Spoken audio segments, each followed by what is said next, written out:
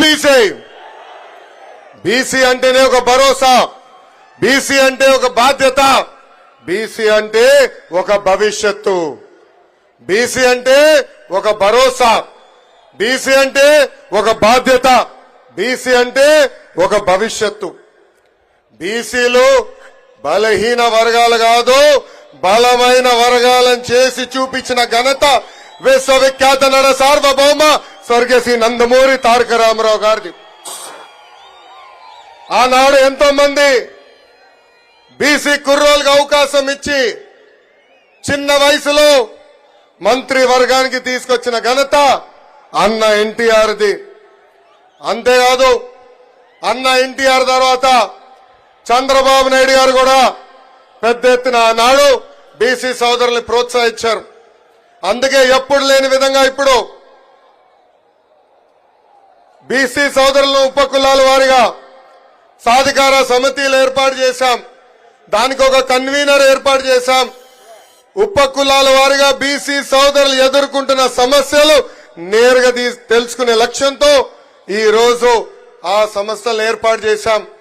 అంతేకాదు ఉపకులాల వారిగా రాబోయే రోజుల్లో పెద్ద ఎత్తున యువ నాయకత్వాన్ని ప్రోత్సహించే లక్ష్యంతో తెలుగుదేశం పార్టీ ముందరికెళ్తుందని ఈ సభాముఖంగా బీసీ సోదరులు కూడా తెలుపుతున్నా. అంతేకాదు బీసీ సోదరులందరూ మనం ఆలోచించాలి.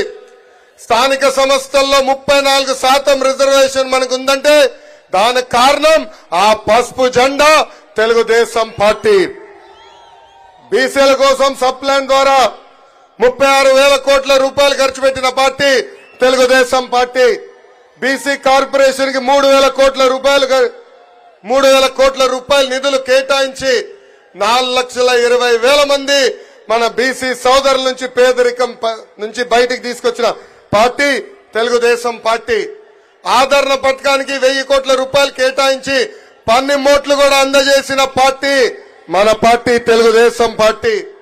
Best available schools, skill development, study circles, విదేశీ విద్య లాంటి అనేక సంక్షేమ కార్యక్రమాలు తీసుకొచ్చిన జెండా మన పసుపు జెండా. చేనేత సోదరులకి, మత్స్యకారులకి, కల్లు గీత కార్మికులకి 50 సంవత్సరాల్లోనే పెన్షన్ కూడా ఇచ్చిన పార్టీ తెలుగుదేశం పార్టీ. ఆనాడు మన ప్రభుత్వ అధికారంలో ఉన్నప్పుడు కేంద్రంలో ఏకంగా బీసీ సోదరుల కోసం ఒక మినిస్ట్రీ ఉండాలని ఆనాడు తీర్మానం కూడా చేసిన పార్టీ మన పార్టీ. కానీ ఈ సైకో జగన్ ముఖ్యమంత్రి అయిన తర్వాత బీసీ సోదరులకి వెన్నుపోటు పొడిశాడు. ఆనాడు ఏకంగా బీసీ సోదరులు వెన్నుముక్క అన్న వ్యక్తి ఈ రోజు బీసీ సోదరులు వెన్నుముక్క ఈ రోజు ఇరగొట్టాడు.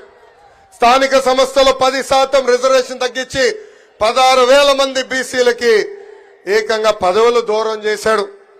అంతేకాదు ఈ రోజు మనందరం చూస్తే 8,000 ఎకరాల బీసీ సోదరుల అసైన్ ల్యాండ్ ని వెనక్కి తీసుకున్న పార్టీ ఈ వైకాపా పార్టీ. ఆదరణ పథకం రద్దు చేశారు. ఆనాడు ఆదరణ పథకం కింద మన బీసీ సోదరులు 10% డబ్బులు కడితే కనీసం ఆ డబ్బులు ఈ రోజు రిటర్న్ ఇచ్చే పరిస్థితుల్లో లేరు. ఇంకా బీసీ కార్పొరేషన్ నిధులు లేవు. 56 కార్పొరేషన్ ఏర్పాటు చేసిన చంకలు గుద్దుకున్న వ్యక్తులు ఈ రోజు ఏకంగా కార్పొరేషన్ చైర్మన్ కి కుర్చీ గాని టేబుల్ ఇచ్చే పరిస్థితిలో లేదు. ఇంకా 75,000 కోట్ల బీసీ సప్లాన్ కి రావాల్సిన నిధులు తప్పుదారు మళ్లించింది ఈ ప్రభుత్వం. మా మత్స్యకార సోదరులు కూడా మోసం చేసి ఏకంగా 217 జియో తీసుకొచ్చి వెన్నుపోటు పొడిచింది ఈ సైకో జగన్మోహన్ రెడ్డి. యాప్కాబ్ నిర్వీర్యం చేశారు. అదేవిధంగా 300 మంది బీసీలని ఎప్పుడు లేని విధంగా చంపేసింది ప్రభుత్వం. 26,000 మంది బీసీల పైన దొంగ కేసులు పెట్టి జైలుకు కూడా పంపించింది ఈ ప్రభుత్వం.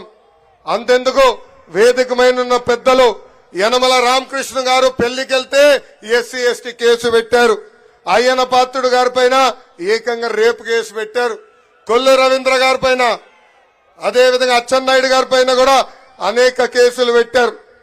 నిన్నగాక మొన్న నంద్యాల తెలుగుదేశం పార్టీ అధ్యక్షులుగా రాజశేఖర్ గారిని నియమిస్తే ఆ బీసీ నాయకుడి పైన 2 రోజుల క్రితం ఏకంగా రౌడీ షీటర్ కూడా ఓపెన్ చేసింది ప్రభుత్వం.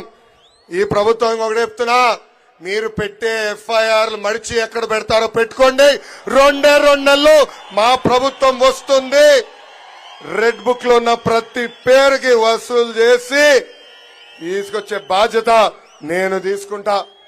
అంతేకాదు వాళ్ళ పార్టీకి చెందిన మంత్రులు, ఎంపీలు, ఎమ్మెల్యేలు ఏం మాడుతున్నారో మనందరం చూసాం.